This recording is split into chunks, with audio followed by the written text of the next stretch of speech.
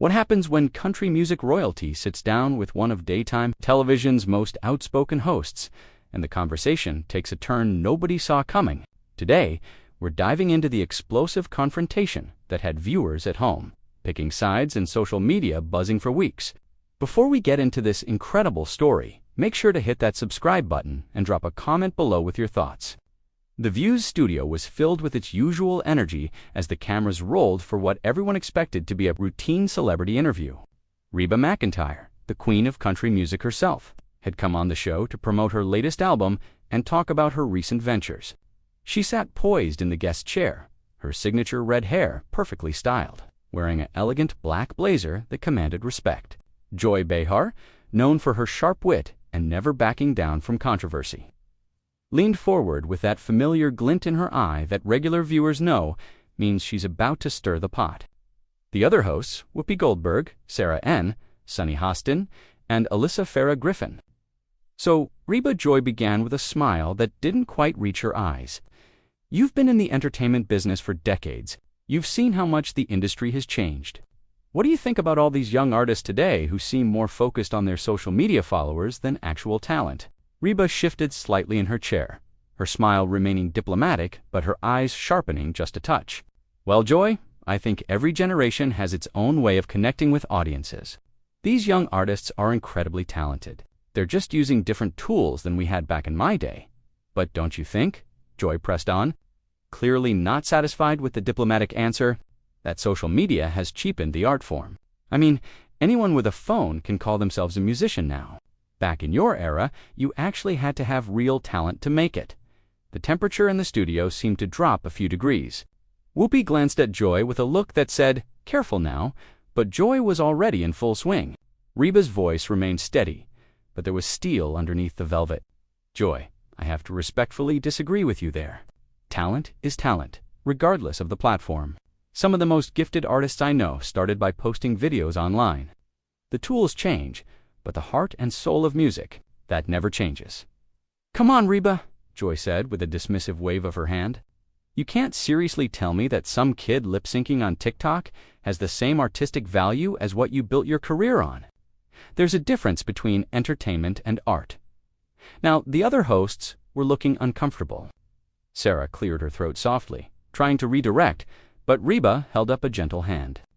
"Joy, I'm curious," Reba said, her southern accent becoming more pronounced as it often did when she was getting worked up. "Because last I checked, you were a comedian before you became a talk show host. And comedy, like music, comes in all different forms." The audience let out a collective ooh, and you could see Joy's back stiffen. This wasn't going the way she expected. "Well, I never claimed to be an authority," Joy shot back, but her voice had an edge now. "I'm just saying there's a difference between paying your dues and getting handed success because you went viral."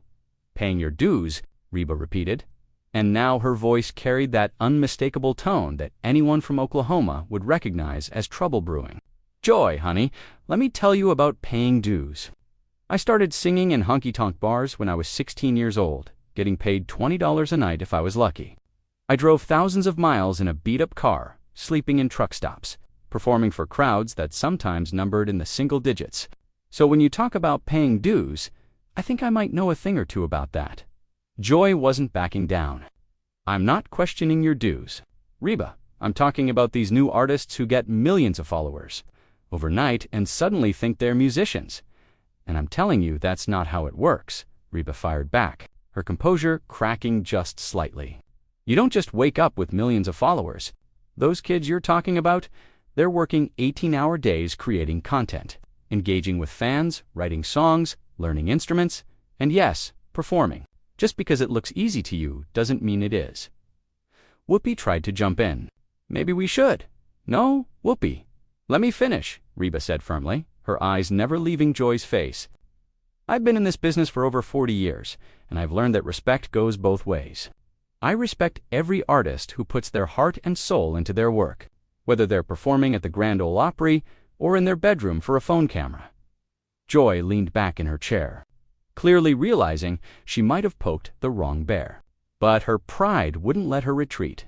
"I'm just saying there's something to be said for the traditional path, for working with record labels, for having professionals guide your career."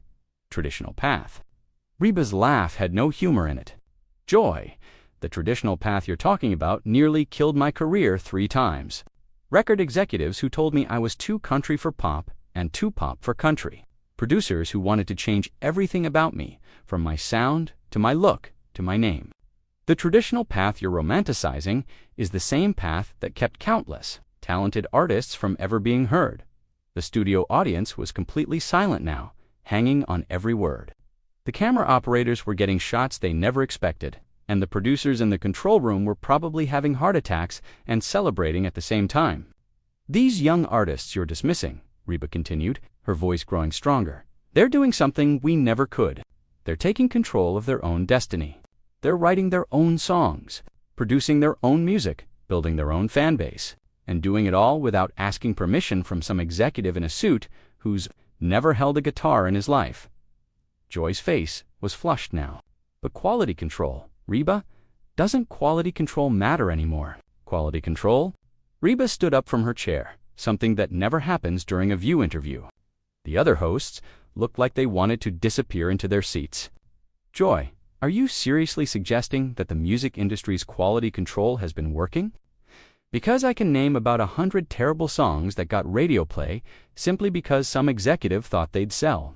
And I can name 1,000 amazing songs that never saw the light of day because they didn't fit some formula. The tension was so thick you could cut it with a knife. Joy was clearly scrambling now, realizing this conversation had gotten away from her completely. I think, Joy said, trying to regain some composure, we might be talking about 2 different things here. No, Reba said firmly, still standing. We're talking about the same thing. We're talking about respect. Respect for artists, respect for hard work, and respect for the fact that music, real music, comes from the heart, not from some predetermined path that you think everyone should follow. The camera caught Joy, opening and closing her mouth like a fish out of water, clearly not used to being on the receiving end of such a passionate response, but what happened next would shock everyone in that studio, including Reba herself. Joy suddenly slammed her hand on the table, the sound echoing through the studio like a gunshot. You know what, Reba? Maybe the problem isn't with young artists.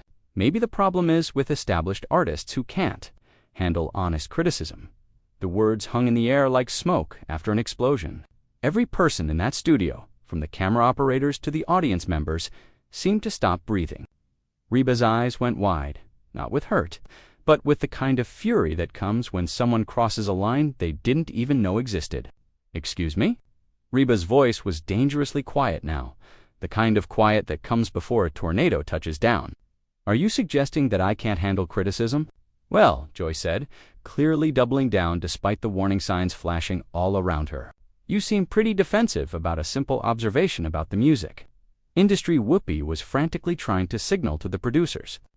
But Reba held up her hand again, this time with the authority of someone who had commanded stages in front of 50,000 people. Simple observation, Reba repeated, her voice getting louder with each word. Joy, you just spent the last 5 minutes insulting an entire generation of artists, dismissing their hard work and questioning their talent. And when I defend them, you tell me I can't handle criticism. Let me tell you something about criticism, honey. The honey came out like a weapon, dripping with sarcasm and barely contained rage. I've been criticized by better people than you, Reba continued, now pacing behind her chair like a caged lioness. I've been criticized by music critics who actually understand music. I've been criticized by fans who love me enough to want me to be better. I've been criticized by my peers who respect the craft enough to give honest feedback. But what you're doing isn't criticism. Joy, what you're doing is looking down your nose at people whose boots you're not worthy to clean. The audience gasped audibly. This was television gold, and everyone knew it. Joy's face went from red to purple. How dare you? How dare I? Reba interrupted, her Oklahoma accent now thick as molasses. How dare I? What? Tell the truth. How dare I call out someone who thinks she can sit in judgment of artists who've worked their entire lives to perfect their craft? You want to know what takes real talent? Joy? Sitting behind that desk every day, making jokes about people you've never met, criticizing industries you've never worked in, passing judgment on art forms you clearly don't understand. Sarah N. looked like she wanted to crawl under the table. Sunny Hostin was staring with her mouth slightly open. Alyssa was taking notes like this was a masterclass in confrontation. But Whoopi, seasoned professional that she was, knew this was beyond her ability to control. Ladies, Whoopi tried weakly, but Joy was having none of it. "You think you're so high and mighty," Joy spat. "Standing up to match Reba's energy, just because you've sold some records and worn some cowboy boots. Well, let me tell you something, country music princess. Some of us have been fighting real battles while you've been singing pretty songs." The silence that followed was deafening. If you listened closely, you could probably hear hearts beating in the control room. Reba stood perfectly still for about 3 seconds, and then something shifted in her expression. The anger was still there, but now it was mixed with something else, something colder, something more dangerous. Real battles. Reba's voice was now eerily calm, which somehow made it more terrifying than when she was shouting. Real battles. Joy, you want to talk about real battles? Let me tell you about real battles. She walked closer to the host table, and Joy actually took a step back. I fought the battle of being told I wasn't pretty enough for country music. I fought the battle of being told I was too old to start over after my divorce. I fought the battle of losing 8 members of my band in a plane crash and having to find the strength to get back on stage 3 months later. I fought the battle of being a single mother in an industry that chews up women and spits them out. I fought the battle of starting my own record label when everyone said I was crazy. I fought the battle of proving that a middle-aged woman could still sell out arenas when everyone said my time was up. With each battle she listed, Reba's voice grew stronger, more powerful. The studio felt like it was shrinking around them. And you know what the biggest battle was? Joy. It was fighting people exactly like you. People who think they know better. People who think success should come with an apology. People who think that because they have a microphone, they have the right to tear down what others have built. Joy opened her mouth to respond, but Reba wasn't finished. You sit there in your comfortable chair, drawing your comfortable salary, making your comfortable jokes. And you have the audacity to tell me and an entire generation of hardworking artists that we don't meet your standards. Your standards. Joy. What exactly are your qualifications to judge the music industry? What songs have you written? What instruments do you play? What stages have you commanded? What records have you sold? I don't need to be a musician to have an opinion, Joy shot back, but her voice lacked the conviction it had earlier. Opinion? Reba laughed, and it wasn't a pleasant sound. Calling someone's life work worthless isn't an opinion, Joy. It's an insult. And when you insult people I care about, people I've mentored, people I've watched poured their hearts and souls into their music, you better believe I'm going to have something to say about it. The camera was getting close-ups of both women now. Joy looked flustered, out of her depth, like someone who had started a fight she couldn't finish. Reba looked like a force of nature, controlled fury wrapped in designer clothing. And another thing, Reba continued, pointing a perfectly manicured finger at Joy. Don't you ever call me princess again. I've earned every single thing I have in this life. I've earned the right to be called by my name, with respect, just like every other guest who sits in that chair. The fact that you think you can diminish me with cute little nicknames tells me everything I need to know about your character. Whoopi finally found her voice. Reba, maybe we should take a breath here. No, Whoopi, Reba said firmly, but respectfully. I'm not done. Because this isn't just about me anymore. This is about every artist who's ever been dismissed by someone who thinks they're better than them. This is about every young person who's been told their dreams don't matter because they... And I'll be damned if I'm going to sit here and let anyone, I don't care who they are or what show they're on, disrespect the music industry that gave me everything. Joy was clearly scrambling now.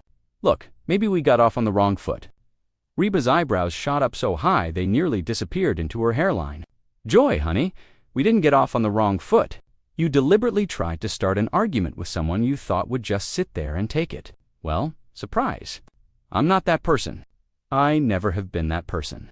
And I'm certainly not going to start being that person today. On national television, in front of millions of people who deserve better than watching you try to tear down their heroes. The silence stretched for what felt like an eternity. Joy Behar, for perhaps the first time in her television career, appeared to be completely speechless. Her mouth opened and closed several times, but no words came out. The other hosts looked like they were watching a car crash in slow motion, unable to look away, but terrified of what might happen next. Then something unexpected happened.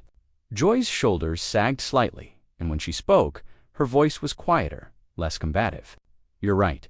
The words were so soft that the boom operators had to scramble to make sure they were picked up clearly."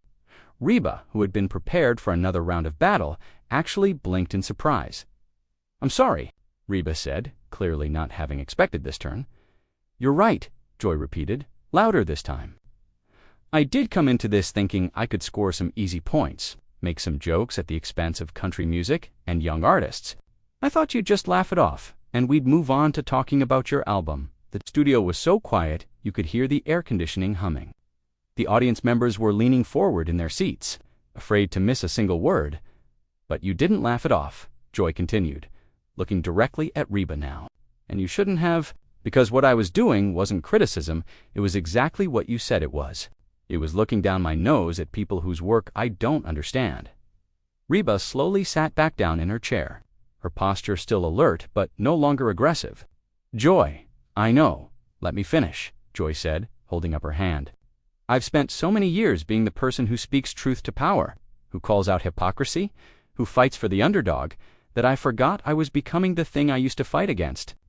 I became someone who punches down instead of punching up." Whoopi was staring at Joy like she'd never seen her before. This level of public self-reflection was not something Joy Behar was known for. "I don't know anything about the music industry," Joy admitted. "I don't know what it takes to write a song, or build a following, or pour your heart out night after night on stage. I was talking about things I don't understand, and worse, I was dismissing the hard work of people I've never even met." Reba's expression had softened considerably. The fire was still there, but it was banked now, controlled. "Joy, everyone's entitled to their opinions about music. That's not what this was about." "Yes, it was," Joy said firmly. "It was exactly what this was about. It was about respect. And I disrespected you. I disrespected young artists, and I disrespected everyone watching at home who loves those artists. That's not opinion, that's just being mean-spirited." Sarah N. looked like she might cry with relief. The tension that had been suffocating the studio was finally starting to lift. "You know what the crazy thing is?" Joy continued, a rueful smile starting to appear on her face. "My own daughter is a huge fan of some of these young artists I was criticizing. She's constantly showing me videos of kids who taught themselves to play guitar by watching YouTube, or singer-songwriters who built massive followings by being authentic and vulnerable online. And every time she shows me these videos, I think, wow, that's incredible. But then I get on television, and suddenly, I'm the old person complaining about kids these days." Reba actually smiled at that, the first genuine smile she'd shown since the conversation started. "Joy, there's nothing wrong with being skeptical of change. We all do it.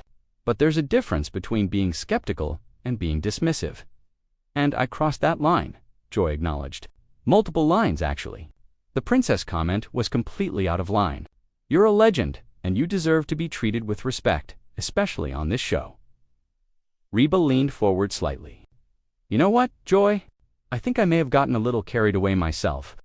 I could have made my point without getting quite so heated." "Are you kidding me?"